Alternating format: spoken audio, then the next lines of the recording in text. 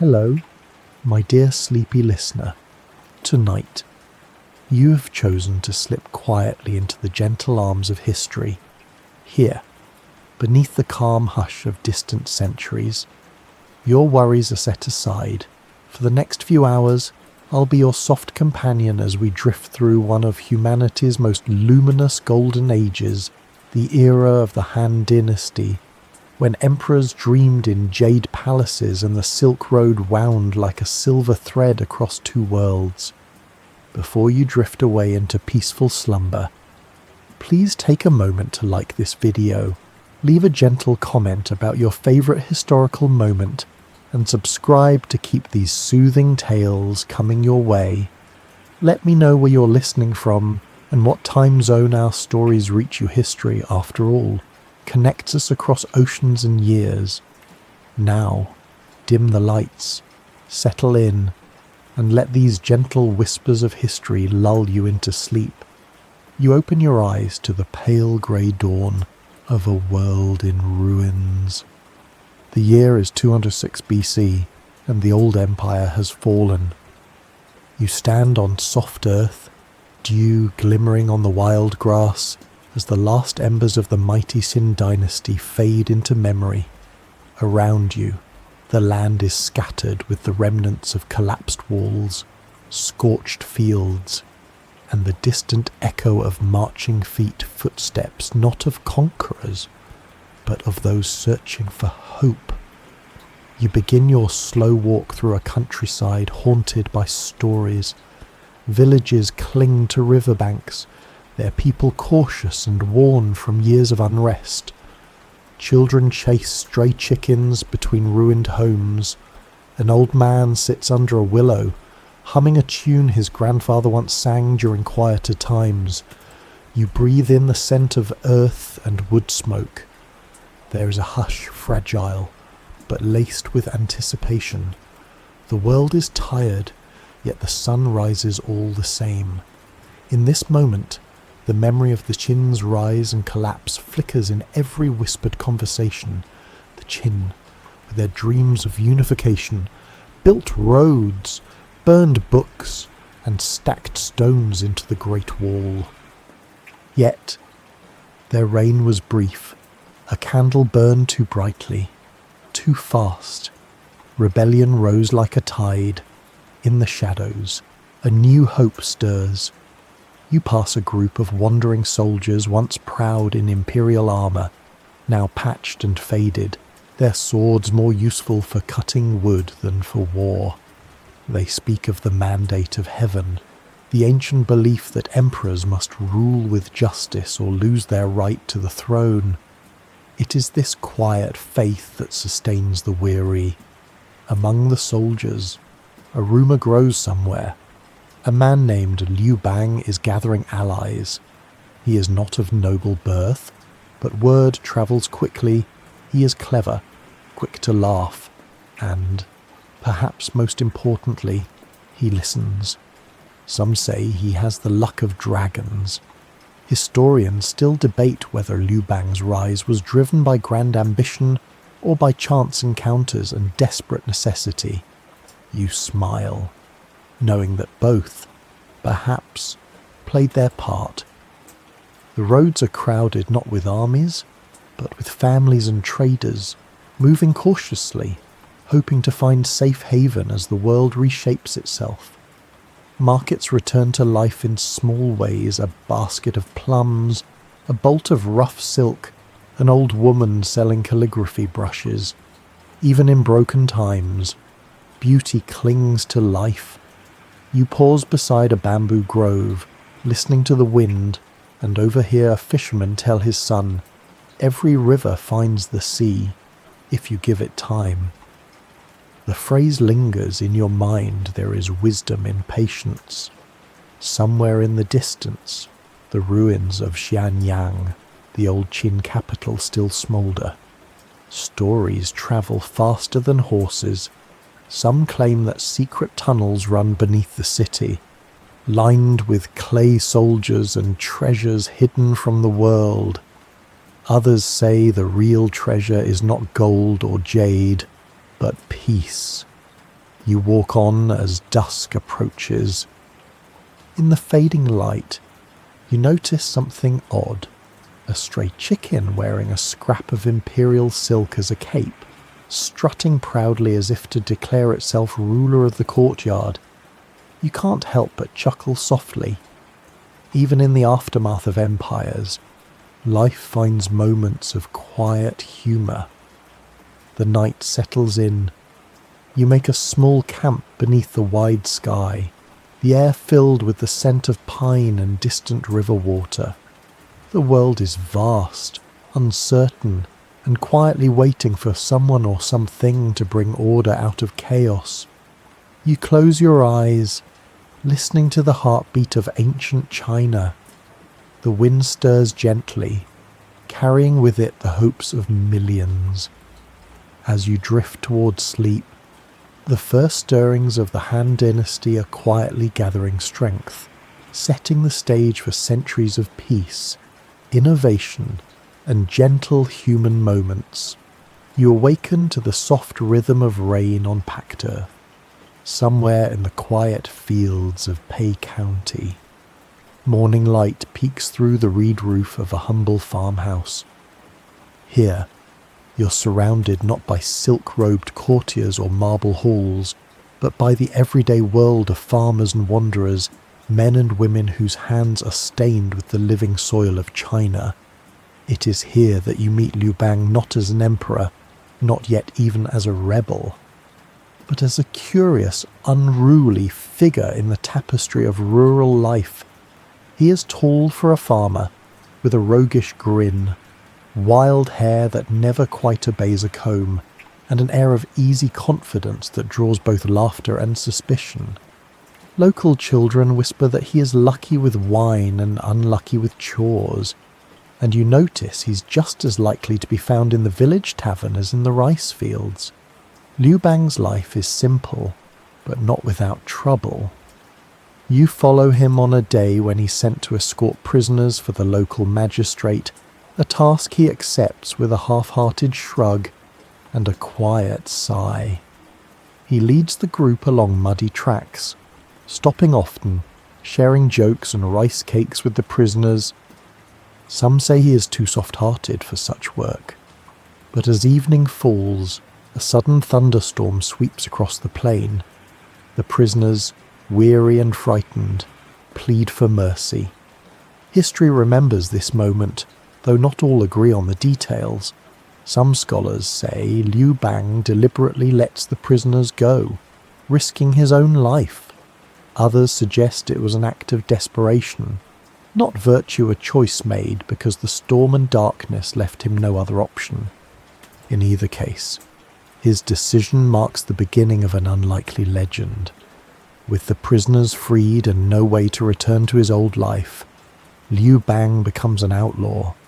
You walk with him as he slips into the sheltering darkness of the wild hills, a fugitive but not alone. Friends and neighbours join him, some for loyalty, some out of fear, some simply because they trust his quick mind and easy laugh. There are whispers that the old order is finished, that a new world is being born in secret. You spend time among these early followers. In the evenings, they gather around smoky campfires, sharing bitter radish soup and the stories of their lives.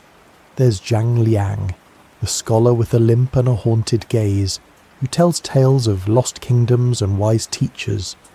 There's Han Xin, tall and silent, forever lost in thought as he sketches battle plans in the dirt with a stick. And there's the soft-spoken Fan Kuai, who claims he can wrestle an ox though he'd rather wrestle a jug of wine. Sometimes, Liu Bang laughs at his own ambitions, declaring, "If I become king, I'll make every field grow cakes and every river flow with wine." His friends roll their eyes, but you sense that underneath the joking lies a deep, restless hope. Yet, not all is so light-hearted. You notice how the group moves cautiously, keeping away from patrols, always listening for the clatter of armoured boots. There are moments of tension supplies run low, and tempers flare. A farmer's wife, weary from days on the run, asks if the struggle is worth it. Liu Bang, his face turned away from the fire, and replies softly, "It is better to live one day as a free man than 100 as a servant." You're reminded gently that the line between history's great figures and its forgotten ones is often thin, woven from chance and small acts of courage. Quirky details abound. One night, a wild goose wanders into camp, and instead of eating it, the group keeps it as a kind of good luck mascot. They name it Minister Goose, and for weeks it follows them on their marches, honking its opinions at every turn. Historians smile at this story, though some suspect it may have been invented to add a touch of charm to Liu Bang's legend. Through all this, there remains a mystery. Was Liu Bang driven by destiny, or simply a clever survivor adapting to chaos? Scholars debate his true nature even now. Some see him as a people's hero, a man of rare virtue. Others suggest he was simply a man swept up by history's tide, more opportunist than visionary. You walk on through gentle fields and misty hills, lulled by the rhythm of footsteps and distant thunder. Somewhere ahead, Liu Bang's story will become China's story, but for now, he's still just a man with mud on his shoes, laughter in his eyes, and the weight of tomorrow on his shoulders. Night settles over the camp, and you nestle into your cloak, listening to the soft murmurs of rebels and dreamers as sleep drifts in like a low, silver cloud. You awaken beneath a pale and wandering moon, somewhere on the edge of a restless encampment. The night is uneasy, filled with the distant clangor of soldiers' drills and the hushed voices of men who dream of both glory and home. The world has shifted yet again, and now you drift in the middle of a conflict known to later ages as the Chu-Han contention, a time when China's destiny balances delicately on the outcome of two men's ambitions. The land trembles with uncertainty. On one side stands Yang Yu, the conqueror of the West, famed for his formidable strength and tragic handsomeness, a man who leads armies with the force of legend and rules with an iron will. On the other, Liu Bang, the charming, unpredictable outlaw turned leader, who wins not just with force, but with patience and wit. You wander through muddy lanes and bustling camps, where soldiers swap tales of battles and bravery, always returning to the same whispered question: who will inherit the mantle of emperor in the smoky haze of the night? A cook stirs millet porridge, recounting the story of how Xiang Yu once lifted a massive cauldron before an astonished crowd. Some say it was 300 catties. Others claim it was even more. The details blur over time, but the awe remains. Meanwhile, you watch as Liu Bang adapts to his new life as a rival warlord. His army is ragtag, his banners patched and faded, but his followers are fiercely loyal. Unlike Xiang Yu, whose punishments are swift and severe, Liu Bang rewards even small acts of kindness, remembering names, offering a bowl of wine to the foot soldiers who march all day on blistered feet. You notice the way his tent is always open, and even the humblest farmer might be invited inside to offer advice. At dawn, the ground shivers beneath the passage of 1,000 feet, the air humming with tension. The armies of Chu and Han meet at Pengcheng, where Xiang Yu's tactical brilliance is on full display. Historians still debate how many men perished in that ferocious clash, or whether Liu Bang's defeat was as disastrous as old chronicles claim. Some say he escaped by hiding in a marsh, others that his swift horse carried him away while arrows rained from the sky. You drift along rivers and over hills, always at the edge of grand strategy and private struggle. Among Liu Bang's camp, you see the clever Zhang Liang quietly offering counsel. A child, barely more than a toddler, brings water to the soldiers, earning a gentle pat from Han Xin, the brooding general who dreams of impossible victories. Someone sneaks the minister goose a few grains of rice, believing it brings luck before the next battle. As the months pass, the contest between Chu and Han becomes more than a struggle for thrones. It is a duel of minds and a test of endurance. You're there on frosty mornings as Liu Bang's troops cross frozen rivers, hearts heavy but spirits unbroken. You hear songs sung in the dark, some mournful, some defiant, while elders warn of old omens, crows flying backward, red rain falling on quiet fields. Yet, even in the fog of war, you glimpse human kindness. When Liu Bang's army, hungry and footsore, stumbles into a small village, the people gather what little they have: bowls of beans, dried pears, bamboo shoots, and offer it with bowed heads. A child giggles as a soldier juggles pebbles, lifting the gloom for just a moment. Curiously, some chroniclers claim the outcome of the entire war hinged on a lost shoe. Legend has it that Liu Bang, during a desperate retreat, stopped to retrieve his sandal, refusing to continue barefoot a moment so ordinary that it sparkles with gentle irony. Did a simple shoe decide the fate of Dynasty's historians smile, admitting that the truth is, as always, a little unclear. As the struggle wears on, you sense the shifting fortunes of fate. Xiang Yu, once unstoppable, is slowly encircled by Liu Bang's patient strategies. Allies change sides.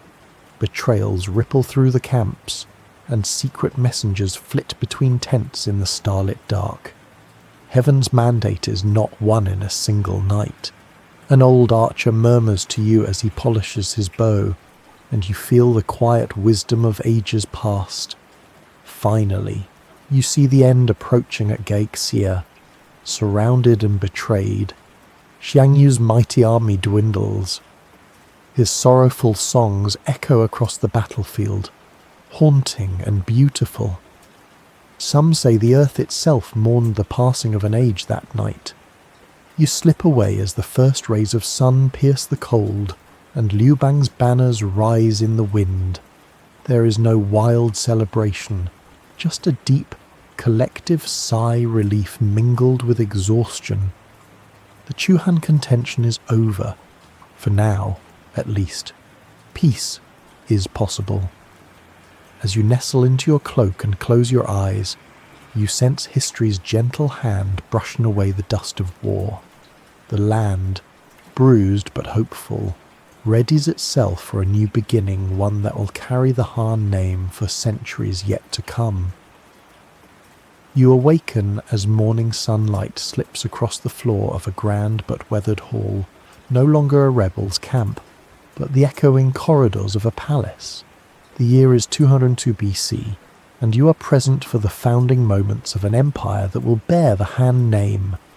You watch as Liu Bang, once a peasant and wanderer, is crowned as Emperor Gaozu of Han. The new ruler's robes fit a bit stiffly at first, as if he's still getting used to the weight of history upon his shoulders.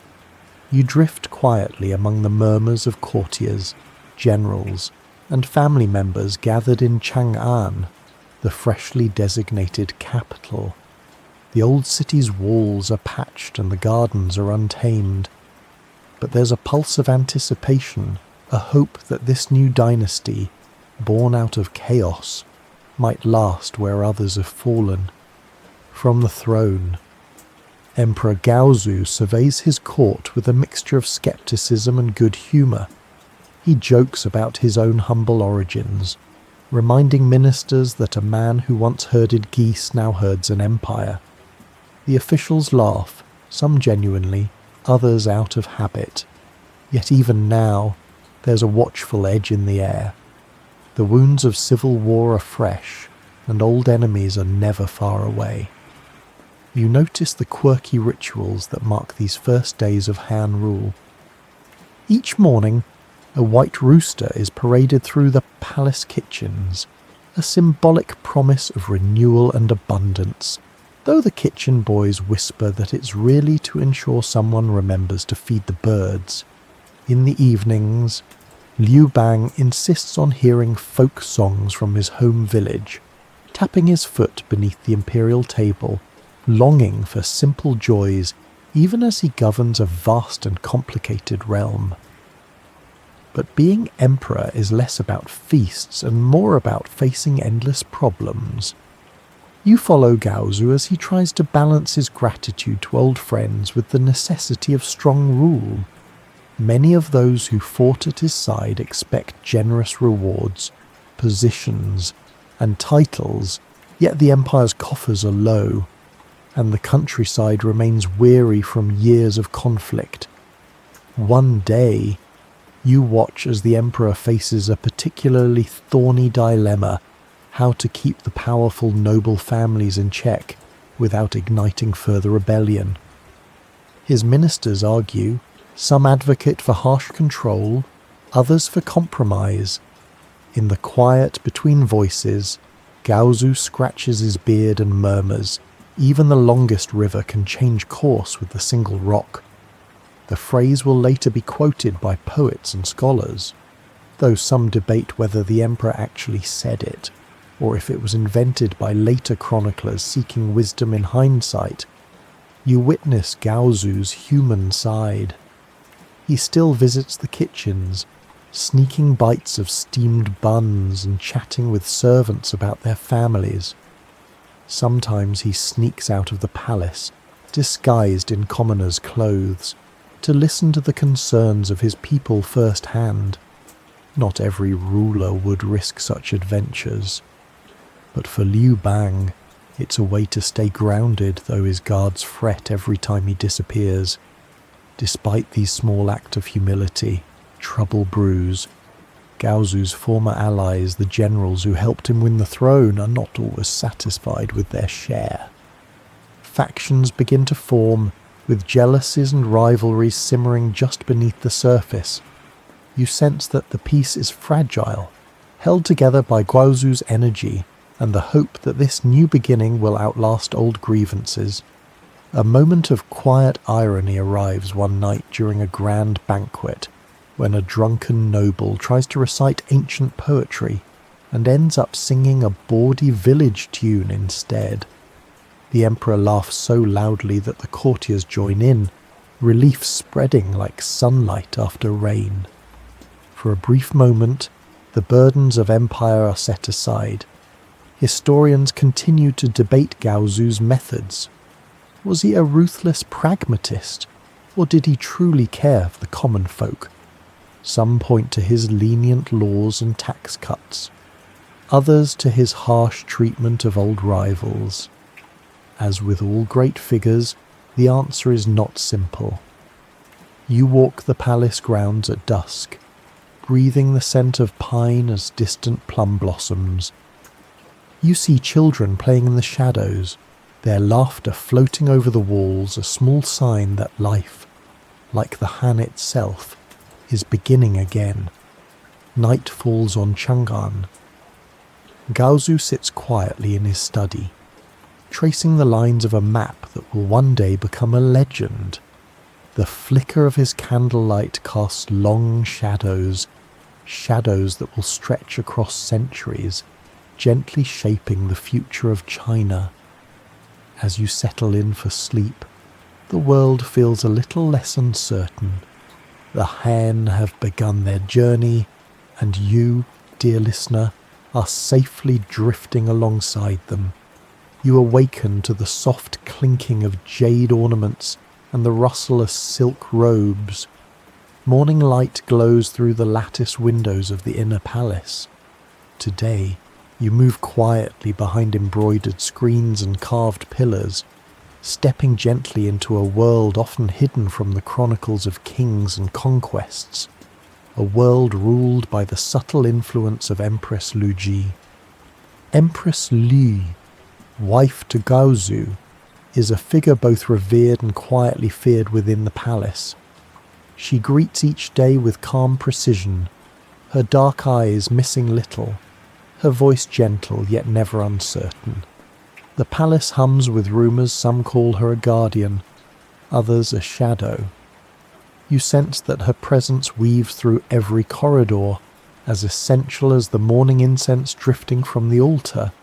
You follow her daily rituals. She oversees the kitchens, the granaries, and the education of royal children. Servants bow twice as deeply when she passes. With deft hands, she balances court alliances, arranging marriages, rewarding loyalists, and sometimes removing those who threaten her son's inheritance. Historians debate whether Empress Liu was driven by love for her family or by her own ambitions. Some ancient texts paint her as a schemer, others as the quiet architect of Han's stability. In truth, her motives, like the moon's reflection on water, are both clear and mysterious. One morning, you join her as she supervises the palace silk makers.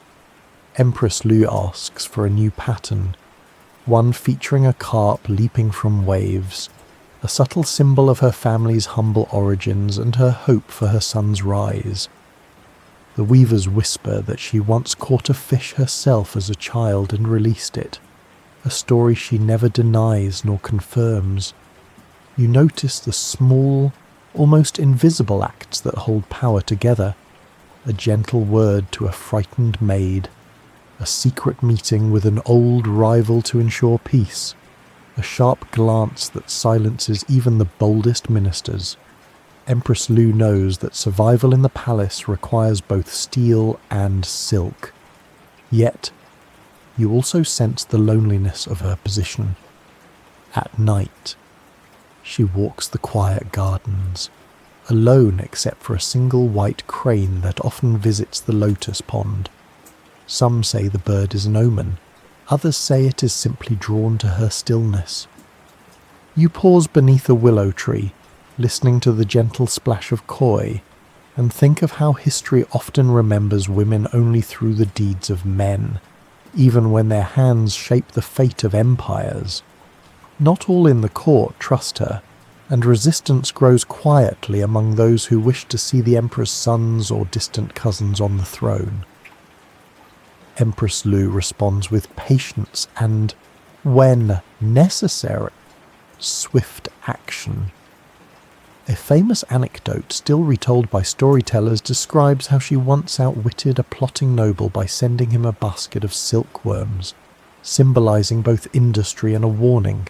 Even the smallest creature can unravel a kingdom if ignored. A gentle irony weaves through these halls. On the day of a grand banquet, a court musician mistakenly plays a rustic shepherd's tune rather than the imperial anthem. The emperor laughs, but Empress Liu's eyes glint with amusement. She later requests a song be played at every festival, saying it reminds the court of their roots. Despite her formidable presence, there remains uncertainty in the records. Was Liu Ji a villain, a visionary, or both? Some Han chroniclers, writing long after her time, whisper of her harshness. Others insist that the peace she created allowed the Han to flourish in its early, most fragile decades. As dusk falls, you stroll through the imperial gardens where the scent of osmanthus drifts on the breeze. Lanterns glow along winding paths.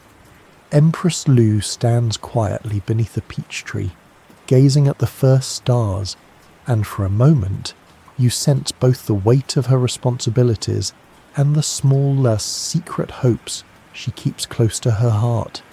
You curl up by the window, comforted by the knowledge that behind every emperor's throne there is always a quiet, watchful presence, ensuring that tomorrow arrives with a measure of peace. You awaken to the gentle echo of footsteps on smooth stone, drifting through the cool, shaded corridors of the palace. The air is filled with the low murmur of voices ministers, eunuchs, and royal relatives, each quietly discussing the matter that now preoccupies the Han court, the question of succession. In the heart of the empire, stability can be as fragile as morning mist. And today, you are witness to the delicate dance of inheritance and legacy. Emperor Gaozu's passing has left a void, one filled not only with grief, but with the silent tensions that arise whenever a throne changes hands. You join the court as Empress Liu, ever composed, works to secure the future for her son, Liu Ying, soon to be known as Emperor Hui. There are many who would prefer another heir stronger, older, or more politically connected.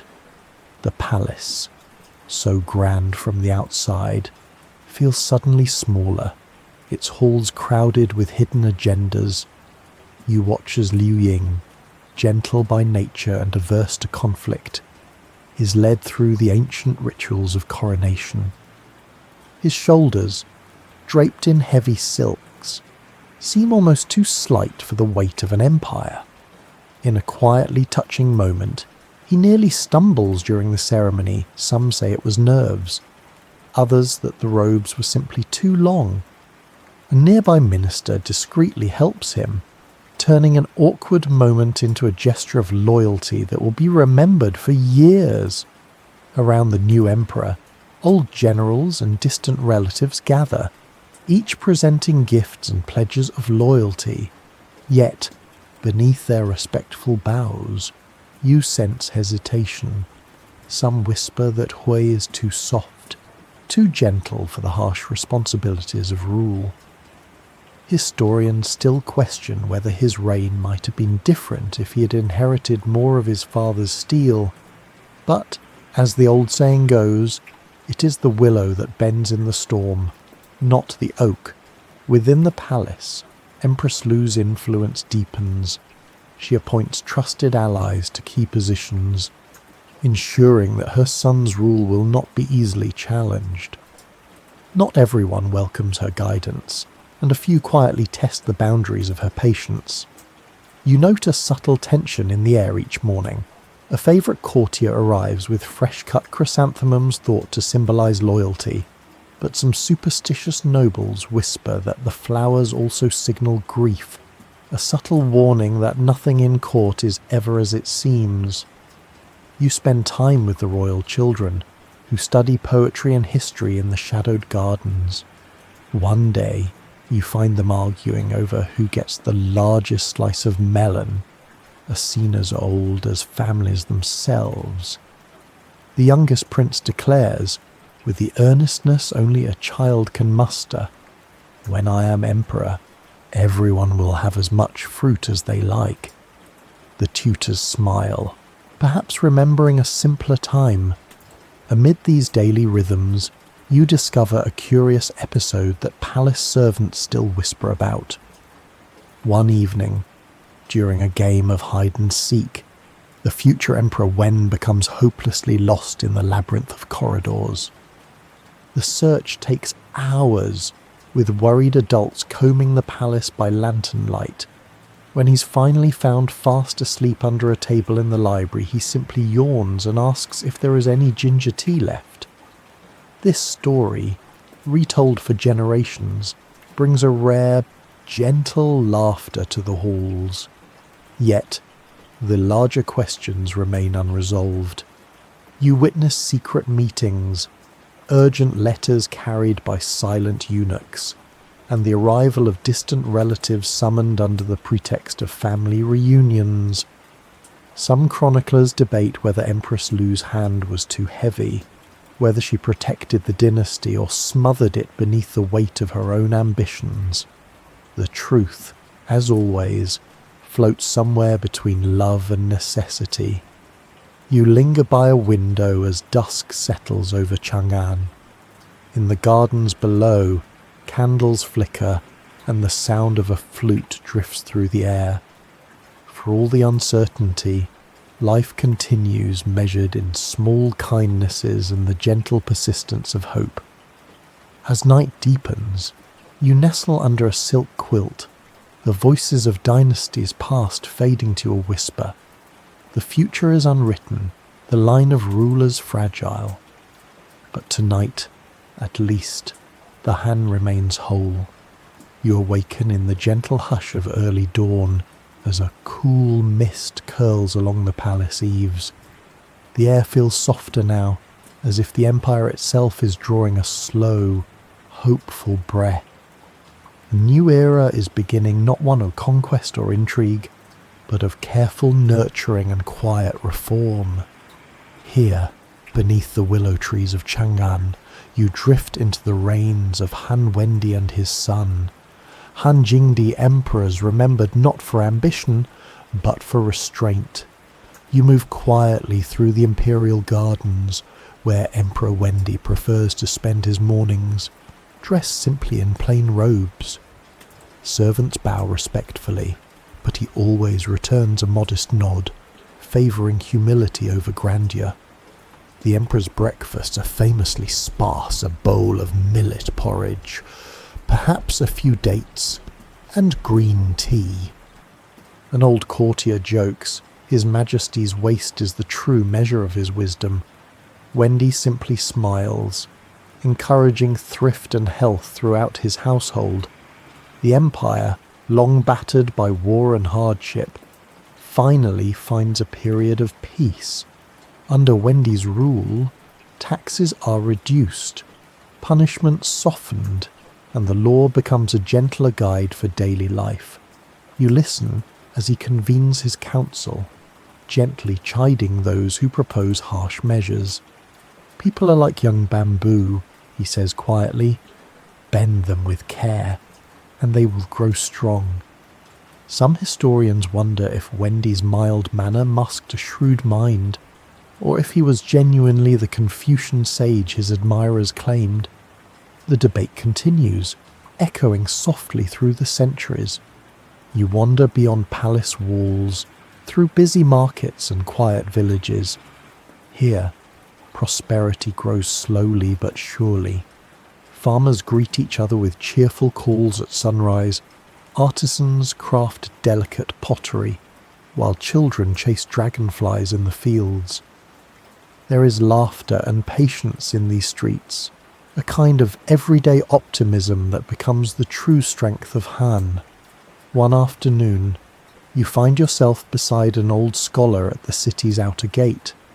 He gestures at a crowd of travellers, merchants, and farmers bustling by.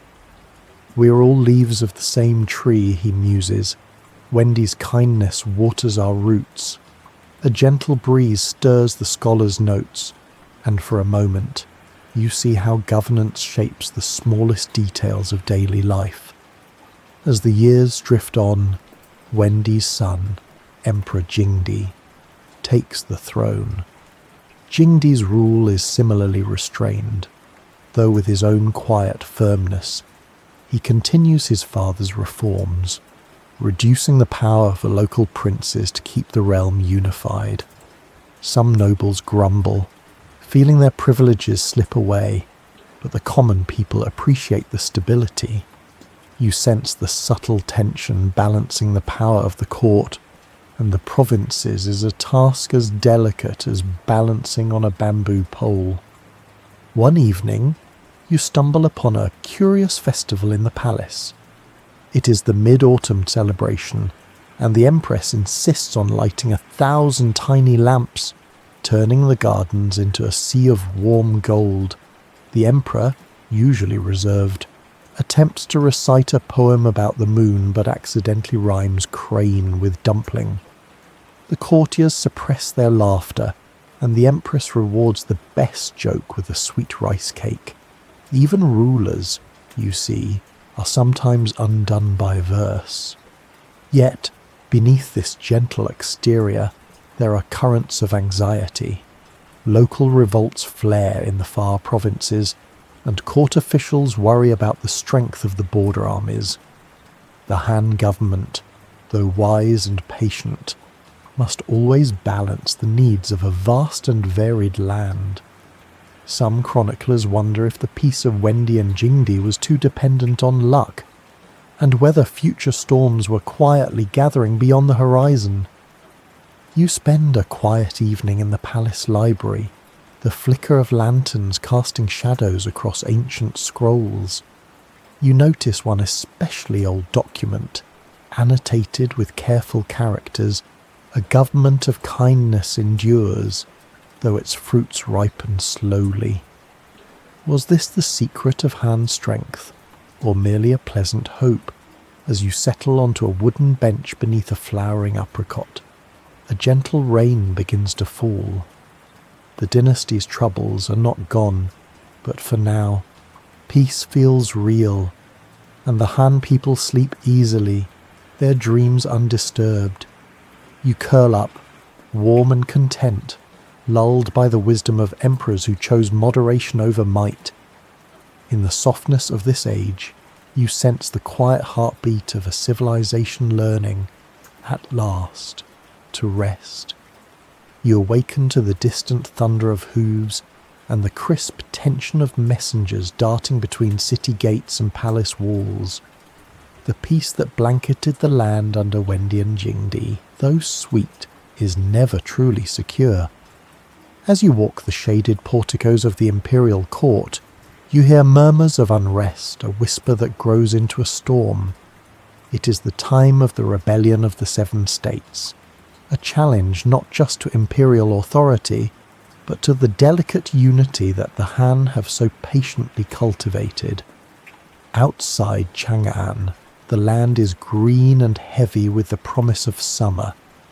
Yet, in the eastern provinces, powerful princes, the emperor's own relatives, begin to chafe under new laws that limit their authority. They've grown used to ruling their domains as little kingdoms, collecting taxes and commanding armies, only loosely bound to the centre.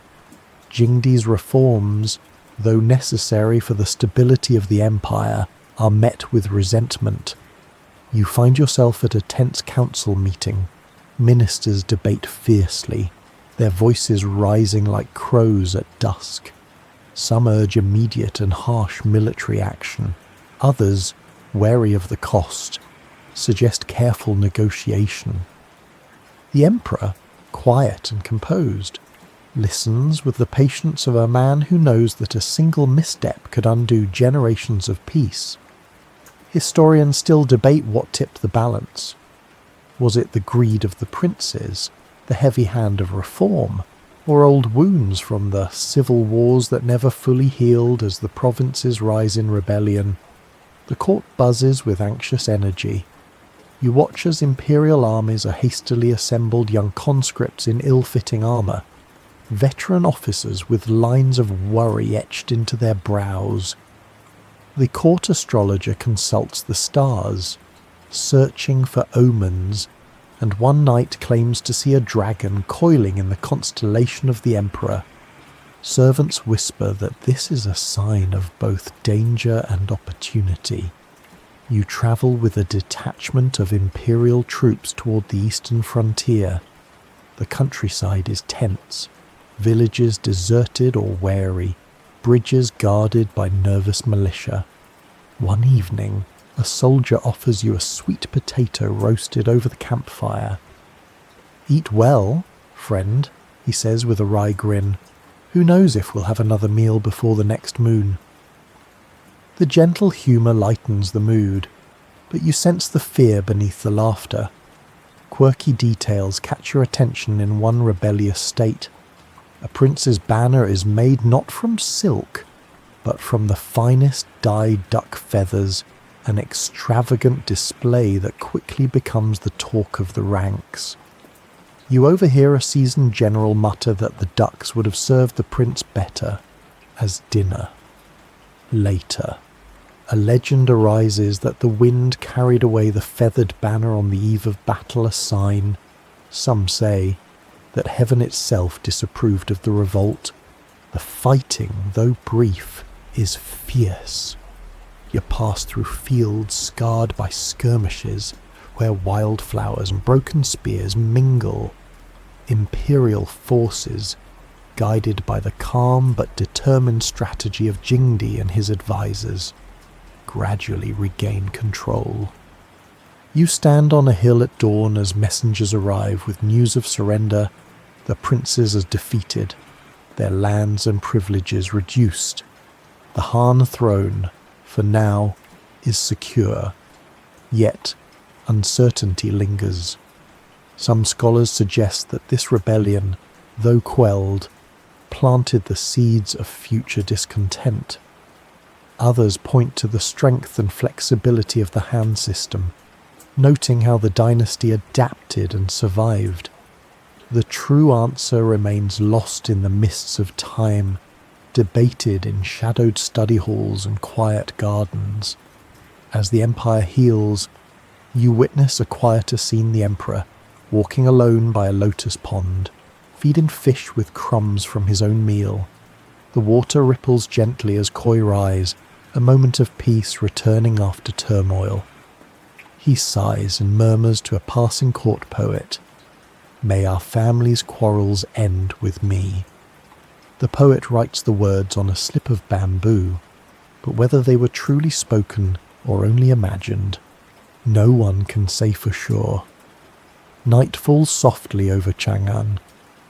In the distance you hear the muffled sounds of laughter, a wedding perhaps, or a troupe of acrobats performing in a lantern-lit courtyard. Life goes on, even as history turns. The empire is mended, and for a while, the Han can once again dream of golden days. You rest beneath the stars, knowing that unity is never certain, but always worth striving for. The Han have survived another test. In the quiet dark, you drift into gentle sleep, comforted by the slow return of peace. You awaken to the glow of jade and the shimmer of gold banners fluttering above Chang'an. The city feels changed, brighter, grander, as if touched by a new dream. The Han Dynasty stands on the threshold of its golden age. You are present as Emperor Wu, known as Han Wudi, ascends the throne. The air buzzes with anticipation, and the entire court seems to hold its breath, awaiting the ambitions of a ruler whose vision will shape centuries. You join the procession on Coronation Day, winding through avenues of willow and cypress. Emperor Wu is young, energetic and sharp-eyed, his every movement watched by ministers, scholars, and hopeful petitioners. The emperor's new silk robe gleams in the sunlight, yet you notice a nervous tug at his sleeve, a small gesture that reminds you, even great rulers are not immune to first-day jitters. One courtier quietly jokes, "Even the Son of Heaven must worry if his crown is straight."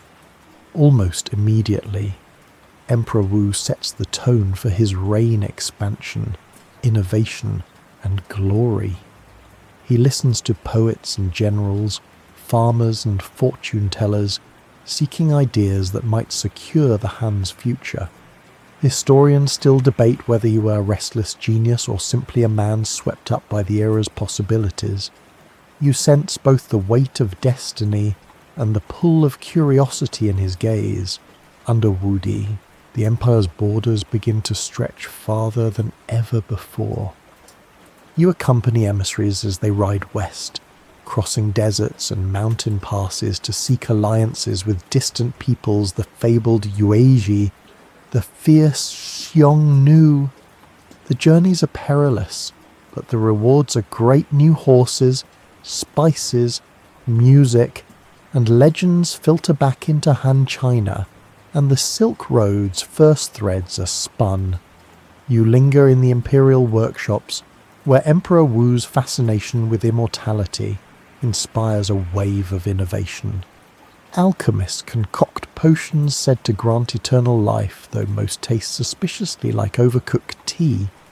Some chronicles note, with a trace of irony, that the emperor's search for immortality led only to some rather spectacular fireworks, and a palace filled with smoky confusion. Yet, his encouragement of experimentation sparks advances in medicine, metallurgy, and the sciences. At court, debates are lively. Should the empire invest in border defense or exploration? Should resources fund grand rituals or the practical needs of farmers? You sit among officials arguing deep into the night, voices low but intense. One particularly spirited session is interrupted by the accidental collapse of a paper lantern, which sets off a minor panic but results in little more than scorched slippers and laughter, a moment of humanity amidst the seriousness of empire. You walk the corridors of power, aware that not everyone supports the emperor's ambitions. Some worry that expansion comes at too high a cost, others that innovation might unsettle tradition. The court is a tapestry of voices, Confucians, legalists, Taoists, all seeking the emperor's favour. Woody listens, weighs, and when necessary acts decisively. Yet, as you observe, he is not above changing his mind if a clever argument sways him. Historians debate Emperor Wu's legacy. Was he a builder or a gambler, a genius or a dreamer? Some records praise his vision. Others question the wars and taxes that burdened common people. The true answer, as always, seems to slip through the cracks of official edicts and personal diaries. You end your day walking through Chang'an's bustling markets. The city hums with new energy. Merchants display foreign wares. Musicians try unfamiliar tunes, and storytellers spin wild tales of lands beyond the edge of the map. You buy a small trinket, a clay horse, said to bring luck on long journeys, and carry it as a charm. That evening the emperor hosts a grand banquet beneath lanterns shaped like cranes. Amid toasts and laughter, a juggler drops a peach into a courtier's wine, earning a round of applause and a new title, Minister of Fruit. Even in an age of grandeur, simple joys endure. As the palace quiets, you find a moment of stillness. The empire is changing, growing in ways no one can yet predict. In the hush of night, you drift towards sleep, comforted by the sense that you're witnessing a rare moment, a civilization in full bloom. Guided by a dreamer beneath the Han banners, you awaken in the quiet halls of a lantern-lit study, the scent of ink and paper soft in the morning air. Here, in the heart of Chang'an, the Han Dynasty is experiencing a transformation not just of borders, but of minds. You move gently among scholars and scribes, as Emperor Wu's vision turns to the creation of a lasting legacy through education and the rise of Confucian thought. You watch as the first Imperial Academy opens its doors, a humble hall filled with bamboo scrolls and eager students from every province. Their teacher, a wise man with snow-white hair and patient eyes, recites the analects, his words rising and falling like a gentle breeze. To govern is to serve with virtue, he intones, and the wise leader listens before commanding. The students bow, intent on memorizing every line.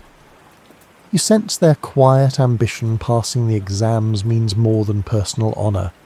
It is the gateway to service and influence at court. Confucianism, once only one voice among many, now becomes the official creed of the state. Imperial edicts urge all officials to study the classics. Portraits of sages are hung in government offices, and those who excel in their studies are honoured at banquets. Yet, you notice that Taoists and legalists remain present in the court, quietly offering advice, reminding rulers that order and flexibility are both needed for good governance. Historians still debate whether Confucianism's rise was inevitable, or whether it was Emperor Wu's personal preference that shaped this shift. You, drifting through the halls, see how change is never as simple as a single edict. One afternoon, you linger in a side room where young scribes practice the art of calligraphy. Their brushes dance across silk, sometimes producing poetry, sometimes smudges. You spot a quirky sight. One clever student, famous for his messy handwriting, has devised a method to erase and rewrite his characters by wetting his sleeve and quickly blotting the ink, much to the amusement and mild exasperation of his teacher. In later years, scholars would argue about the origins of correction fluid, laughing that perhaps its inventor was a Han student desperate for a second chance. The Imperial Library expands rapidly, shelves groaning under the weight of newly copied histories, law codes, and philosophical texts. You marvel at the energy devoted to preserving knowledge, but also notice the tension some fear that too much learning will produce officials who value theory over action. A young minister jokes during a tea break. The more we study, the longer our meetings grow. Everyone laughs, but you catch a flicker of concern in the older scholars' eyes. They remember the Han Dynasty's harsh book burnings, and quietly treasure each saved scroll. Examinations, though still reserved for the elite, gradually become more standardized. Students from modest backgrounds begin to compete alongside the sons of noble families, and rumours circulate of a fisherman's child who passed the exam with a poem about lotus flowers. Whether true or not, the story is retold every spring to inspire new generations of hopeful scholars. In the evenings, you stroll through gardens where teachers and students debate the finer points of morality under the blossoming peach trees. Sometimes, a philosophical argument ends in a contest of who can quote the sages with the most poetic flair. Other times, the debate is interrupted by the cheerful arrival of musicians, and everyone agrees that a little music is the best teacher of all. Yet, even as Confucian ideals take root, uncertainty lingers. Will these new bureaucrats remain loyal to the throne, or will their own class become a power unto itself? Some officials warn that too many educated minds may lead to questioning, not obedience. Emperor Wu listens thoughtfully, ever alert to the paradoxes of power. You finish the day with a quiet meal at a scholar's table, steamed buns, pickled vegetables, and green tea served with gentle hospitality. Someone reads a line from the Book of Songs, "Let us be joyful, let us be wise." Laughter rises, lanterns are lit, and for a brief moment, the world seems perfectly balanced between wisdom and warmth. You close your eyes as night deepens, the sound of soft voices and turning pages lulling you into restful sleep. The Han Dynasty has planted the seeds of a civil service that will echo for centuries, all beneath the calm gaze of Confucian scholars and the gentle rhythm of history unfolding. You awaken to the jingling of camel bells and the low, rhythmic calls of traders greeting each new day. The sun is rising over the western gates of Chang'an, bathing the city in golden light. Today, you drift along with the caravans as the Silk Road begins to thread its way from China's heartland toward the far horizons, carrying with it not only goods, but stories, dreams, and distant possibilities. The city is alive with new faces.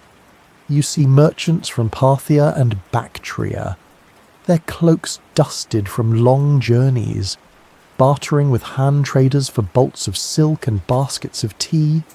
The Han silk, so light and lustrous, is prized beyond imagining Romans, it is said, will one day pay their weight in gold for a single bolt. You listen as a storyteller explains how silk is made from the careful tending of mulberry trees, to the gentle unwinding of the cocoon, to the dyeing and weaving of threads so fine they seem spun from moonlight.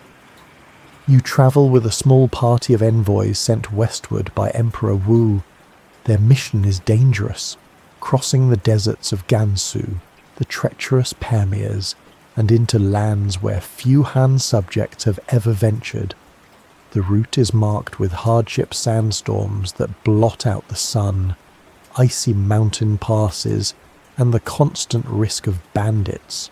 Yet, for every hardship, there is wonder, a vision of snow leopards on distant ridges, the perfume of unknown spices in mountain bazaars, and music that echoes in unfamiliar scales. Some say a Han envoy once learned to whistle like a Central Asian shepherd, charming goats and listeners alike.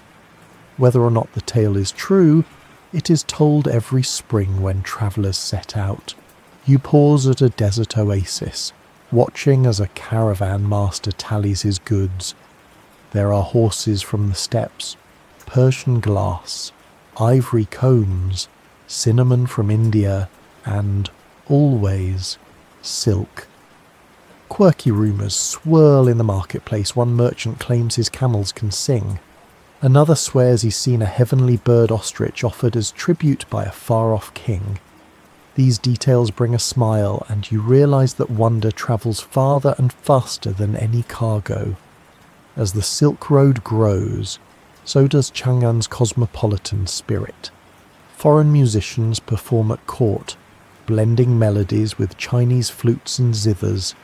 Spices new to the Han palate, pepper, cloves, and cardamom appear in royal kitchens.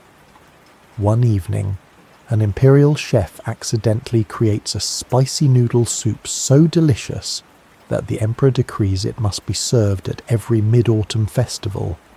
No one knows the chef's name, but his creation outlives even emperors. Yet, the new prosperity comes with questions. Some scholars worry that foreign influence may corrupt traditional values. Others celebrate the curiosity and energy it brings. Historians still debate, did the Silk Road enrich Han culture or dilute it? Was it unity or gentle unravelling? The answer, as you see, is woven into the fabric of every market stall and city gate. You notice how the road is not just a means for goods, but for ideas and beliefs. Along with silk and jade come new philosophies. Buddhism, in faint and early whispers, arrives on the lips of travellers. A young monk sits beneath a mulberry tree, quietly explaining the concept of rebirth to a curious audience. Some listen, some scoff, but the seed is planted, and you know it will one day grow. One evening, you stand on the city wall as the sun sets over distant mountains. Below you, a parade of lanterns marks the return of a successful caravan, greeted by laughter, music, and the grateful prayers of families reunited. For a moment, the whole world seems connected east to west, city to steppe, story to story. As darkness falls, you nestle into a quiet alcove, comforted by the gentle chorus of languages drifting on the night air. The Silk Road, fragile and winding, has made the Han world both wider and closer. In the hush, you sense history's great promise that through trade, friendship, and curiosity, empires can share not just wealth, but wisdom. You drift into sleep, heart warmed by the knowledge that the world is vaster and kinder than you'd ever dreamed. You awaken to the soothing fragrance of incense and the low, musical clatter of bronze wind chimes. Sunlight seeps through bamboo blinds, and you find yourself gliding through sacred halls, family altars, and shadowy shrines. This is the spiritual heart of Han China, where every day is touched by unseen forces, divinities, ancestors, and spirits that dwell at the edge of vision. You join a family in the early morning as they kneel before a small altar, lighting incense to honor their ancestors. A grandmother arranges offerings: rice, dried fish, a peach, and whispers a prayer for protection and good harvests. Children watch with wide eyes, learning the rituals by heart. In Han society, honoring one's ancestors is more than tradition. It is the foundation of home and harmony. As you wander the city's quiet lanes, you pass Taoist temples alive with prayer flags and softly chanting monks. Here, priests consult bamboo slips for omens, casting yarrow stalks to divine the future. Some days, the city's courtyards are filled with fortune tellers, their tables spread with tortoise shells and coins. You pause to watch as a young woman seeks guidance before her wedding, the priest tracing patterns in ash. The wind from the east brings both change and blessing, he says, smiling gently. Some claim that these readings are infallible. Others see only chance in the turning of the coins. Scholars still debate whether Han divination shaped destiny or merely soothed anxious hearts. You are present during the festival of the hungry ghosts, a midsummer night when families prepare lavish feasts for spirits who have no one to remember them. Lanterns bob on ponds, casting golden trails across the water as families sing old songs and burn joss paper, sending gifts to the world beyond. There is laughter and sometimes gentle mischief one year. A clever child ties a lantern to a stray dog, sending spirit lights wandering through the streets, delighting and confusing the neighbours. The story is retold for years, and the dog, now named Lantern, becomes a minor celebrity. Within the imperial court, Emperor Wu consults his own magicians and court astrologers. Alchemists strive for elixirs of immortality, though most mixtures are little more than honey and herbs. One eccentric sage claims to have found the secret to flying by tying himself to a flock of geese. The attempt ends in a rather undignified tumble, but the emperor rewards the effort with a robe embroidered with clouds, a gentle joke that becomes the talk of the court. Beneath these tales of wonder, a quiet anxiety stirs. Epidemics and famines are sometimes blamed on displeased spirits or improper rites. You notice how, during a solar eclipse, the entire city falls silent. Drums are beaten and arrows fired into the sky to drive away the celestial dog believed to be devouring the sun. Historians still puzzle over how seriously these omens shaped imperial policy. Was it faith or merely political theatre? You spend an evening at a tomb's construction site, where workers carefully place treasures for the afterlife lacquerware, jade cicadas, even miniature servants. The Han belief in immortality is as deep as the Yellow River. It is said that the first emperor's tomb is filled with rivers of mercury and armies of clay. Whether this is truth or legend, the awe endures. Night falls and you wander through the ancestral halls, lit by hundreds of flickering lamps. An old woman offers you a bowl of sweet rice balls, explaining that sharing food with the spirits ensures happiness for both worlds. You savour the gentle flavour and realise that, in Han China, the veil between this life and the next is thin and tender. As you nestle under a silk coverlet, the perfume of incense and the hum of distant prayers lull you towards sleep. Here, amid the mingling of belief, ritual, and everyday kindness, you're reminded that the greatest comfort is often found in gentle tradition, and the hope that every soul, living or gone, is cherished. You awaken to the cheerful sounds of morning in a Han village, roosters crowing, children laughing, and the rhythmic thump of a wooden pestle as rice is pounded for breakfast. Gone are the marble halls and imperial banners. Today, you find yourself wandering through the gentle hum of daily life, surrounded by farmers, artisans, and the unhurried cycle of the seasons. You stroll along a muddy lane as families begin their work. A farmer greets you with a toothy grin, sleeves rolled to his elbows as he tends a patchwork of fields. You notice how the land is divided, rice paddies shimmer with water, while mulberry trees and vegetable gardens cluster near the houses. The farmer shows you his most prized possession, a simple iron plough, a Han innovation that turns soil more deeply and easily than the old wooden ones. He laughs and confides, "It gives me more time for napping under the pear tree." This small, practical change is part of a quiet revolution spreading across the countryside. In the village square, you join a group of women spinning silk thread, their fingers nimble and voices bright with gossip. They share news of imperial decrees and market prices, but most of all, they talk of weddings and weather. You learn that Han marriages are arranged by family, with careful attention to horoscopes and lucky days. A playful debate breaks out over which rooster in the village is the luckiest one. Elder claims hers laid an egg on the emperor's birthday, though her neighbour insists it was simply good chicken feed. You wander through a lively market filled with stalls offering ginger, melons, and clay toys shaped like horses and dragons. A young boy haggles fiercely for a painted kite, while his grandmother chuckles behind her hand. The merchant, unable to resist the boy's persistence, adds a handful of candied walnuts as a bonus.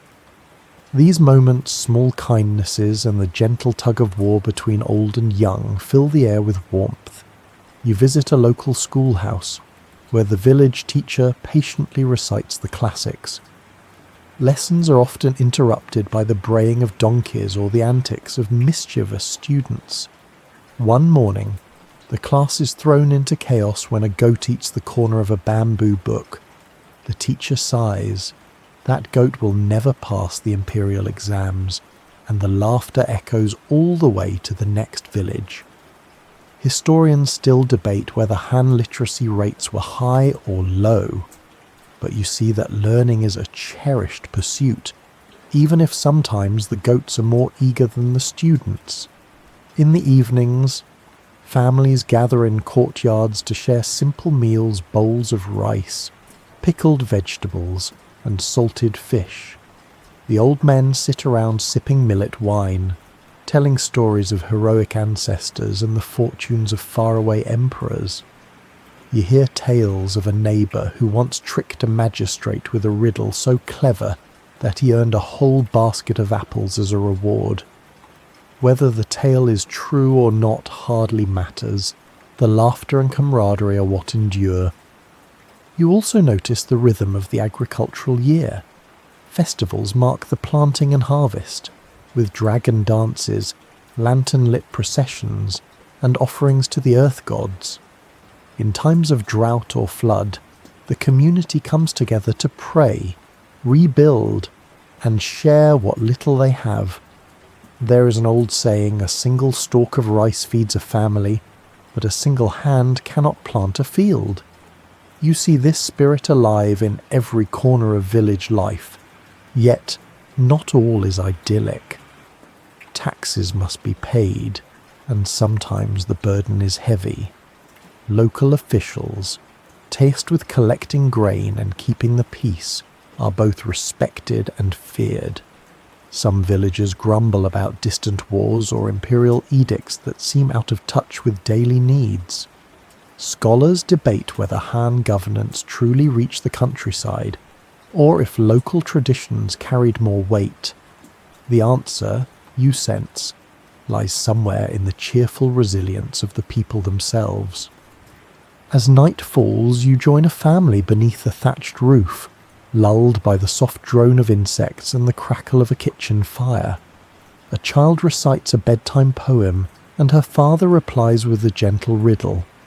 In these quiet moments, You feel the pulse of Han China not in palaces or armies, but in the humble, enduring rhythm of family, field, and village. You drift asleep, comforted by the small joys and gentle humour of a world that finds wonder in everyday life. You awaken before dawn in the dimly lit corridors of the imperial palace, where silence is never quite complete. Here, power wears a quieter face, soft shoes, gentle voices, and messages whispered behind silk screens.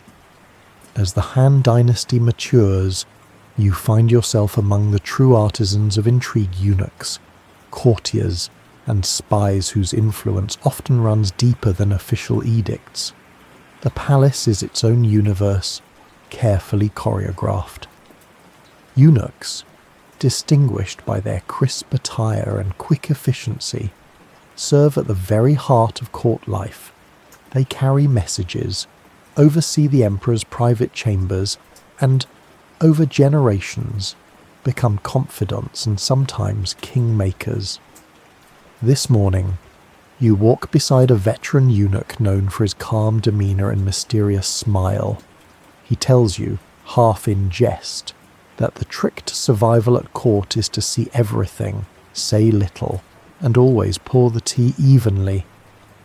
The advice, you notice, is followed by all who wish to thrive in these halls. Beyond the eunuchs, there are the courtiers, scholars, poets, and ambitious officials, each vying for a whisper of the emperor's favour. You join them as they stroll beneath covered walkways, exchanging polite greetings that mask deeper calculations. A debate over the meaning of an ancient proverb becomes a contest of wits, each courtier hoping to impress with a clever turn of phrase. One poet, known for his sharp tongue, manages to quote 3 sages in a single sentence, prompting laughter and applause. Later, a rumour circulates that the same poet secretly pens love letters for 2 rival ministers, a detail which only adds to his charm. Spies, too, move through these corridors, sometimes in the form of lowly servants, other times as favoured musicians or jesters. Their true allegiance is a puzzle even to those closest to them. You witness an unusual scene, a palace cook quietly slipping a folded note into a vase of chrysanthemums. The message, you later learn, contains nothing but a recipe for dumplings, yet the mere act of secret communication keeps everyone guessing. Historians still debate the true extent of palace espionage in Han times.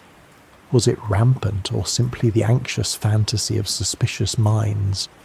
The answer, as usual, is lost among the shadows. A gentle humour pervades even these secretive spaces. One afternoon, a group of eunuchs orchestrates a mock trial for a goose accused of stealing rice from the kitchens. The verdict is delivered with mock solemnity, and the goose is pardoned on condition it wear a ribbon to remind it of palace rules. The spectacle is retold at banquets for years, and the goose becomes a minor celebrity. Yet, beneath the games, real danger lurks. Factions rise and fall. Ministers are promoted one day, exiled the next. The empress and the emperor's mother each maintain their own networks of informants, always seeking the upper hand. You sense the tension mounting during the selection of a new heir as alliances shift overnight. In the silence of the gardens, you catch glimpses of anxious faces, and sometimes a hand slips quickly behind a sleeve as you pass. Despite the intrigue, the machinery of government runs smoothly. Official memorials are written, decrees issued, and the business of empire carried on with almost clockwork regularity. Still, the palace is always humming, the quiet never quite absolute 1,000 secrets woven through daily routine. You reflect on the uncertain historical record. Were the eunuchs benevolent guardians of order or silent usurpers of power? Did the spies truly tip the balance of dynastic struggles? Or are their exploits mostly legend, embroidered by later storytellers? The debate continues, and you realise that in the Han Palace, truth itself is a carefully guarded secret. As dust settles, you find solace in a quiet corner, watching lanterns flicker along the covered walkways. The scent of tea and distant laughter fills the air. For all its complications, the palace remains a world where wit and grace can outlast even the sharpest sword. You close your eyes, soothed by the gentle chaos and hidden humour of courtly life. Here, beneath the drifting shadows and the rustle of silk, you're reminded that history is often shaped by those who speak softly, act quietly, and know exactly when to pour the tea. You awaken beneath the wide northern sky, its early light painting the horizon in hues of gold and pale blue. The air is crisp, tinged with the scent of pine as dust. This morning, you find yourself far from the comforts of Chang'an, stationed at the Empire's distant frontier. Here, Han soldiers guard the boundary between the settled world and the unknown, an ever-shifting line between order and wildness, where the Xiongnu horsemen ride just beyond the reach of the Great Wall. You move quietly along the ramparts, watching as sentries change shifts and scouts return with news from the open grasslands. The wall, still rough-hewn and patched in places, is less an impenetrable barrier than a determined statement the Han intend to hold their ground. Soldiers joke that the wall is excellent for blocking the wind and little else, but each season brings repairs, new watchtowers, and the comforting sight of banners fluttering bravely against the steppe. The frontier life is demanding. You share a breakfast of boiled millet and dried lamb with the troops. They speak of home, trading news of distant villages and sweethearts. In quieter moments, they swap stories about the Xiongnu legendary archers, masters of swift horses, and fierce in battle. Some tales are fearsome, others quietly admiring. It is said that the Xiongnu can sleep in the saddle and shoot a bird from the sky at full gallop.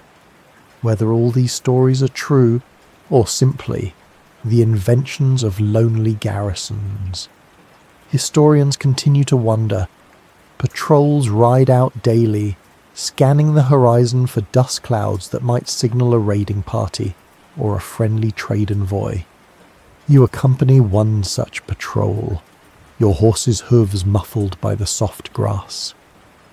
The land seems endless, a world of wind, wild flowers, and waving reeds. At midday, a sudden storm rolls in from the north, sending everyone scrambling for cover. One young soldier quips that the rain falls harder on the Great Wall than anywhere else, since it must wash away the footprints of both friend and foe. You witness the complex dance between peace and conflict. Sometimes, there are tense negotiations. Han envoys meet Xiongnu chieftains in tented camps, exchanging silk and grain for horses and promises of non-aggression. Other times, the truce shatters, and skirmishes flare across the borderlands. The Han court debates endlessly whether to buy peace with gifts or to strengthen the garrisons and risk all-out war. Some chronicles say the most valuable tribute sent to the Xiongnu was not gold, but barrels of fine Han wine, enough to mellow even the hardest warrior, if only for a night. There are moments of quiet humour. At a remote outpost, a homesick scribe organises a poetry contest among the soldiers. The winning poem, written by a grizzled veteran, is a lament for his lost hat, stolen by a particularly clever magpie. The hat is never found, but the tale outlives many battles and is still recited at lantern festivals along the wall. Yet, For all the hardship, you see bonds of deep loyalty and mutual respect among those who live here. When the harvest moon rises, soldiers and local villagers share mooncakes and stories. The border for a night blurred by song and laughter. Even in the face of uncertainty, community and tradition bind people together. Some scholars still debate the effectiveness of Han frontier policy. Did the wall truly keep the Xiongnu at bay, or did it simply slow their raids? Was the peace won through marriage alliances and tribute real, or merely a pause between storms? The records offer no final answer. As the stars emerge over the wild plains, you settle by the embers of a campfire, warmed by the quiet resilience of those who guard the edge of the world. The night is filled with the low murmur of stories and the soft, steady beat of history continuing, one watchful night at a time. You close your eyes to the distant howls of wolves and the flutter of the banners overhead, soothed by the vastness of sky and earth, and the knowledge that even at the world's edge, the Han spirit endures. You awaken amid the faint glow of candlelight in a small, cluttered workshop deep within the capital. Here, far from palace intrigue and frontier worries, you enter a world shaped by curiosity and invention, a quieter revolution that will touch countless lives. This is the era when Han ingenuity flourishes, giving birth to inventions that will echo through history. You stroll between tables crowded with scrolls, bamboo slips, odd gears, and unfamiliar tools. Artisans, scholars, and apprentices gather here, sleeves rolled and minds alight with ideas. In one corner, a young woman carefully layers pulp to make paper a delicate, almost magical process. You watch as she presses and dries the sheets, transforming rough fibers into something thin, light, and strong. It is rumoured that the recipe for paper making was once a tightly kept secret, guarded by families for generations before spreading across the world. Nearby, you see another craftsman hunched over an intricate device, a seismograph, designed to detect distant earthquakes. With a soft clink, he demonstrates how a bronze ball will fall from the mouth of a dragon and into the waiting mouth of a frog, signalling the direction of tremors felt hundreds of miles away. A group of courtiers stands in awe, some skeptical, others already plotting how this earthquake jar might save lives or help anticipate heaven's moods. Historians still debate whether the device truly worked as well as later tales claim, or if some stories are the product of imperial pride and clever marketing. In a sunlit courtyard, children race one another on sturdy horses, fitted with simple but revolutionary stirrups, a new design that allows even the smallest or most timid rider to mount, balance, and travel with ease. One enterprising boy attaches bells to his saddle, announcing his arrival with jingling fanfare. The sight amuses the neighbours, who claim the noise will chase away both evil spirits and greedy tax collectors. The pulse of invention isn't limited to great cities. Out in the countryside, farmers adopt new iron ploughs and more efficient harnesses, transforming their daily work. Millers use improved water wheels to grind grain faster, and tailors fashion warmer, quilted clothing for winter. Each small improvement brings comfort, health, or time for laughter and song. The imperial court, curious and ever watchful, encourages these innovations. Emperors hold competitions, rewarding inventors with silver coins or positions at court. Some inventions, like the wheelbarrow, are met with initial skepticism. A famous tale tells of an official who refused to use one, preferring to carry firewood himself, until he sprained his back and had to admit defeat. This gentle irony becomes a favourite joke in the capital for years. You spend a quiet evening in a candlelit study with a group of astronomers who track the movements of planets and stars. They record eclipses, map constellations, and develop a calendar that will guide festivals, harvests, and imperial rituals. One scholar points out a particular star, claiming it is the heavenly fox that brings dreams to those who watch it on the first night of winter. Whether this is science or legend, you cannot say, but the sense of wonder is unmistakable. Amid all this creativity, there are whispers of doubt. Some elders fear that too much invention might offend the spirits or distract from traditional wisdom. Others argue that progress is the way of heaven itself. The debate, gentle and ongoing, is part of the Han spirit honouring the past while reaching for what might be. As night falls, you leave the workshop and step into the quiet streets, the air filled with the promise of new ideas yet to be discovered. The Empire sleeps, but you sense the slow, steady heartbeat of invention in every home and village, a legacy that will stretch far beyond the Han. You settle beneath a window open to the stars, comforted by the knowledge that human curiosity and kindness have shaped a world where even in darkness, light is patiently made, one flickering candle at a time. You awaken to the gentle hush of dawn in a secluded garden inside the palace. The air is filled with the scent of peonies and magnolias, and the dew sparkles on the emerald leaves. Today, you find yourself in the quieter corners of history, walking softly in the company of the women of Han China empresses, dowagers, poets, and courtesans whose influence shaped the dynasty in ways both subtle and profound. The world of the imperial women is both gilded and shadowed. You stroll with the Empress Dowager through shaded colonnades, watching as she carefully tends a single blooming orchid. She greets the palace staff with serene composure, her voice gentle but her eyes keen, missing little. Her mornings are spent overseeing the education of young princesses, instructing them in poetry, etiquette, and the delicate art of navigating courtly life.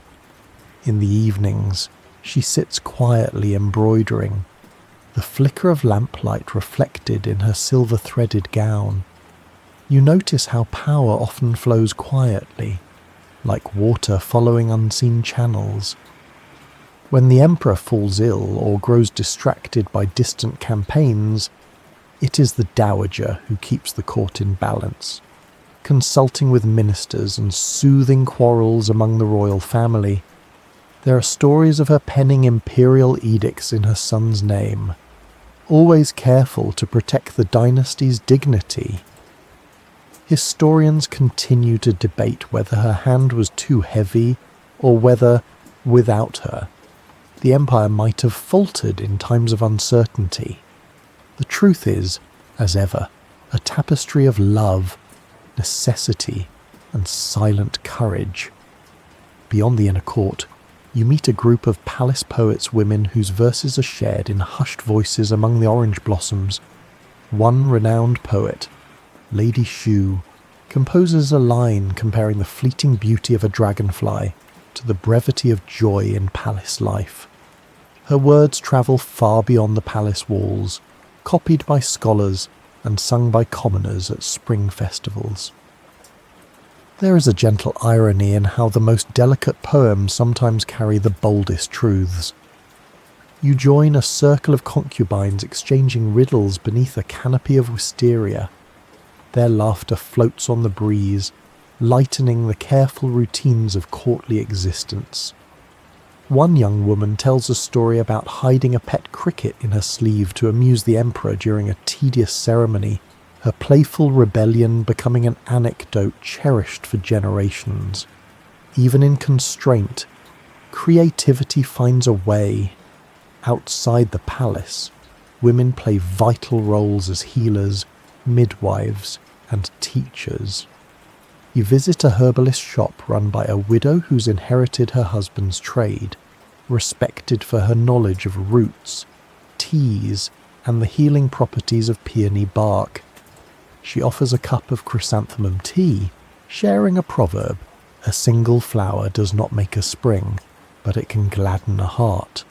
The wisdom of Han women, practical, poetic, and quietly enduring, permeates every corner of the empire. Yet, shadows are never far. Political intrigue sometimes sweeps women into danger. Dowager empresses must guard their sons from rival factions. Consorts must remain vigilant, their fortunes tied to shifting tides of favour. The records often tell only the surface: a change in title, a sudden exile, an unexpected honour. The real stories of resilience, cleverness, and gentle defiance are whispered in gardens and written between the lines of official histories. Scholars still debate how much power women truly wielded in Han China. Were they silent pawns or masterful strategists, or something in between, as you stroll beneath the blooming magnolia trees? You sense that the answer lies in the steady endurance of those whose names history sometimes forgets, but whose influence lingers in the softest of gestures and the strongest of families. As dusk settles over the palace, lanterns glow along the winding paths. You settle near a lotus pond, lulled by the soft hum of cicadas and the distant sound of a woman's song, gentle, enduring, and full of hope. The Han world rests tonight, gently shaped by hands that rarely sought the spotlight, but always nurtured the roots of empire. You close your eyes, comforted by the quiet power and lasting grace of Han women, drifting into dreams as soft as silk and as resilient as jade. You awaken beneath a pale grey sky. The first notes of autumn carried on a cool breeze that whispers along the palace rooftops and down crowded avenues.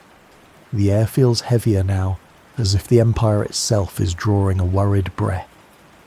Today, you find yourself drifting through the waning years of Han prosperity, when cracks begin to show in the golden facade.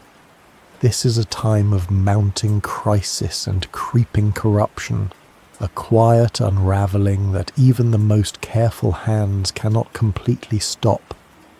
You follow the daily routines of government in Chang'an, where court officials hurry from meeting to meeting, scrolls tucked beneath their arms and worry etched upon their faces. There are rumours of failed harvests in distant provinces, of locusts blackening the sky and rivers running too low or too high.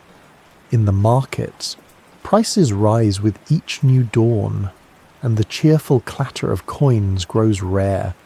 Shopkeepers begin to barter rather than sell, and people speak in low voices about the rising cost of salt and rice. Within the palace, a new generation of officials and eunuchs jostle for power. Some are clever and well-meaning, but many seek only their own advantage. You hear the soft, urgent voices of those who recall the honest governance of earlier times, and you see how even minor corruption, an extra sack of grain demanded here. A tax collector turning a blind eye, there can slowly erode trust. There are whispered complaints about the emperor's favourites, about scheming courtiers, about fortunes made and lost in a single moon's turn. Historians still debate whether the Han's troubles stemmed mainly from internal decay or from the natural cycles of history. Some say both, and the truth, you sense, is as tangled as the roots of an old cypress tree. As the crisis deepens, you watch the common people struggle with burdens heavier than any imperial edict. In the countryside, a family gathers wild greens to stretch a thin pot of porridge. A mother sews patches onto old coats, passing along stories of better years to comfort her children. At night, villagers gather to pray for rain or share news of local miracles, anything to lighten the fear that tomorrow may be harder than today. In the capital, the mood darkens, festivals become smaller, banquets less frequent, laughter more cautious. The once bustling streets are shadowed by a sense of watchfulness. You overhear a group of scholars debating late into the night, their arguments veering between passionate and weary. What holds a nation together, one asks? Law, or love, or habit? The answer, no one agrees. But the question lingers in the air. A quirky detail: a minor official is rumoured to keep a lucky mouse in his office, believing it brings fortune during times of famine. The mouse is pampered with crumbs from his own lunch, and its tiny burrow is decorated with scraps of red silk. The story spreads throughout the city, and soon other officials begin sneaking treats to their own lucky animals: rabbits, turtles, even a particularly moody goose. Yet uncertainty shadows every hope. The imperial treasury strains beneath the weight of wars, projects, and relief efforts. When famine strikes, food shipments are often delayed by local corruption, and hungry peasants begin to gather in restive crowds. The court debates how best to respond, but solutions are slow, and unrest simmers. You see the loneliness of the emperor, now more isolated by layers of bureaucracy and flattery. He gazes out from his balcony at the city he rules, searching for signs of change. Some historians wonder if a more decisive hand could have turned the tide. Others point to forces beyond any one person's control. As night falls, the city is shrouded in a hush. Lanterns burn lower, doors are bolted sooner, yet, in the midst of uncertainty, you hear the gentle strains of a zither and a father's soft promise to his child tomorrow. We try again. It is this quiet resilience, you realize, that endures even as dynasties rise and fall. You close your eyes to the gentle rhythms of hope and worry, comforted by the knowledge that in every age, people find small ways to carry on even as the world seems to fray around them. You awaken in a countryside transformed, fields flickering with the yellow of wildflowers and banners alike. It is a restless spring, and the air hums with rumour and rebellion. Today, you drift among the people as the Yellow Turban Uprising, one of history's great popular movements, begins to ripple through the Han lands, shaking the ancient order to its core. In the early hours, you walk narrow village roads, feeling the tension underfoot. For years, hardship has pressed on the common folk: drought, famine, and heavy taxes have hollowed out hope. Now, word spreads of charismatic leaders, Zhang Jue and his brothers, who preach that the time of renewal has come. The blue heaven is dead, the yellow heaven will rise, they proclaim, calling for an end to corruption and the restoration of justice. Their followers tie yellow scarves around their heads, a gentle but defiant mark of their faith. You join a small gathering beneath a willow tree, where a travelling healer quietly reads from a scrap of scripture. Farmers, herders, and artisans listen, hearts stirred by simple promises of fairness and peace. A grandmother weaves a yellow armband for her grandson, whispering that it will bring protection in the uncertain days ahead. Some historians argue that the Yellow Turban movement was more spiritual than political. Others insist it was born of pure desperation. As you listen, you realize both may be true. You notice how quickly the movement spreads. In markets, Rumours leap from one stall to another. The Emperor's men are coming. A village has risen in the east. A neighbour's cousin has joined the Yellow Turbans. The Empire's response is swift but uncertain. Local officials try persuasion, then threats, then violence. The rebellion flares in fits and starts here, a peaceful march. There, a sudden clash. Sometimes, the line between rebel and bystander blurs in the confusion of crisis. You find moments of strange humanity. A local teacher, asked to account for the missing children in his village, pretends they are all learning in the fields. It's an agricultural lesson, he jokes, and though his humour is gentle, his worry is real. Elsewhere, a group of rebels stages a play depicting greedy magistrates, drawing both laughter and quiet tears from their audience.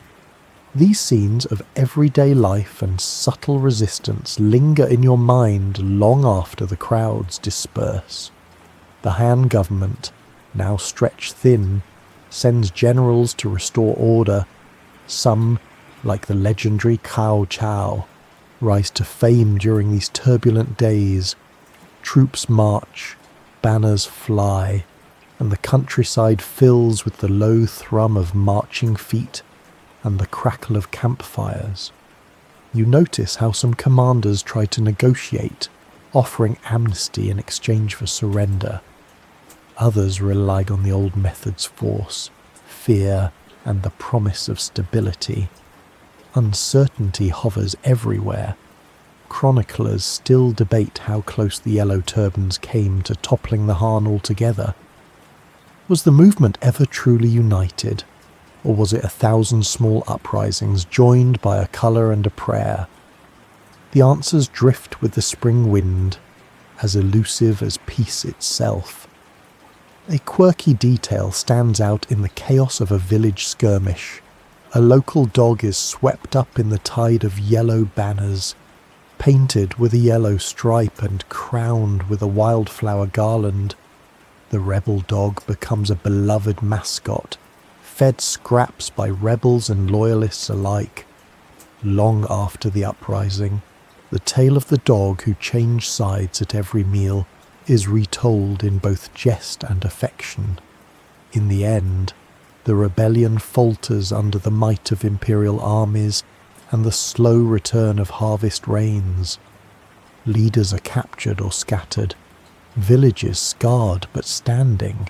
The Han survives, but is forever changed, its foundation shaken, its future uncertain.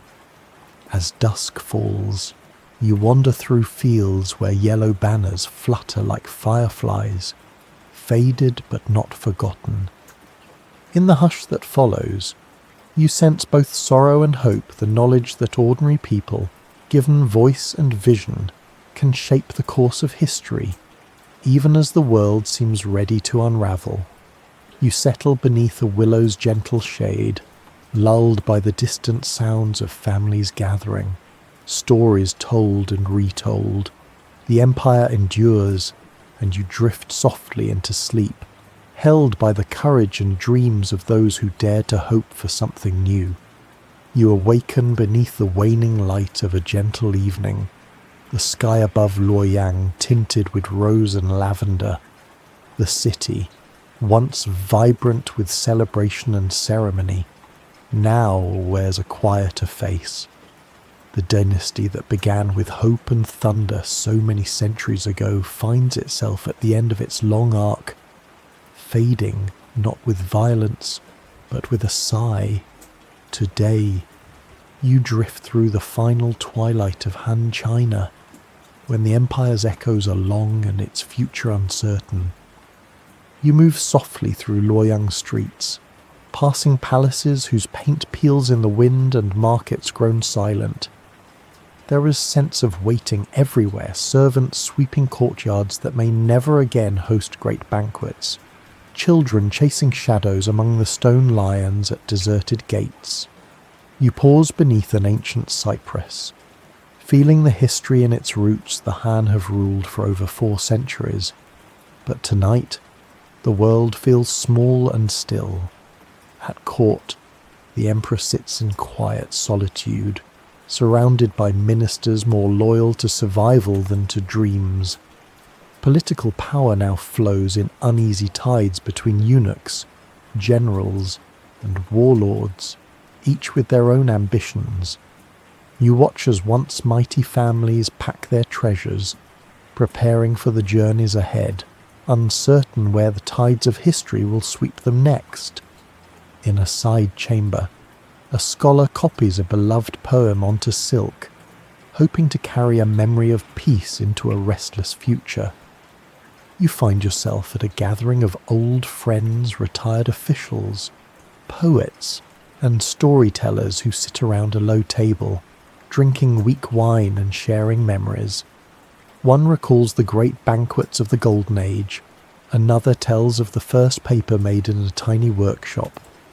A gentle joke is made about how every dynasty ends with more questions than answers, and laughter ripples through the dusk. Even now, life carries on. A baker sells sesame cakes to hungry travellers. A teacher recites the ancient classics to a small circle of eager pupils, reminding them that wisdom outlasts even the longest reign. In the city's gardens, lanterns are floated on the river, tiny flames bobbing on the water, each one a wish for safety, health, or reunion. It is said that in difficult times, a single lantern can light the way for an entire family. Uncertainty weaves through every moment. Historians still ponder the Han's final years. Was the collapse inevitable? Or could it have been mended by a wiser ruler, a gentler season, a better harvest? Some say the dynasty ended with sorrow. Others believe it simply transformed, its spirit carried forward by new generations. The truth, as always, drifts somewhere in the quiet spaces between. You linger at the edge of the city, watching the sun set behind distant hills. The wind is cool, the scent of night-blooming flowers drifts through the air, and the first stars shimmer on the river. Families gather behind paper windows, sharing a last meal before darkness falls. The city is silent, but not empty. The hopes and stories of the Han of peasants, poets, soldiers, and rulers remain alive in memory, quietly carried into the night. The world is softer now, my dear listener. As the last embers of Han china fade, you find yourself safe and warm, cocooned in the gentle hush of history's embrace. Every era passes, but the kindness, courage, and wisdom of those who lived before linger on, threaded through each lullaby, every whispered story, every star reflected in the river. Tonight, you rest not as a stranger to these distant centuries, but as a cherished guest who has wandered palace corridors, shared laughter with villagers, and watched empires rise and fall like the changing of the seasons. The lessons of the Han of gentleness and strength, of curiosity and tradition, of hope amid uncertainty are yours to keep, as steady and soothing as the pulse of your own heart. Let your breath slow, let your muscles loosen, and your thoughts grow soft, like the lanterns bobbing on Luoyang's quiet river. The world outside may be restless, but here, in this peaceful place between dreaming and waking, you are safe. The voices of history, gentle and kind, will keep you company until morning. Close your eyes, dear traveller. Drift where you wish across the fields of ancient China, along the winding silk roads, or beneath the tranquil boughs of an old cypress tree. The Han are at peace, and so are you.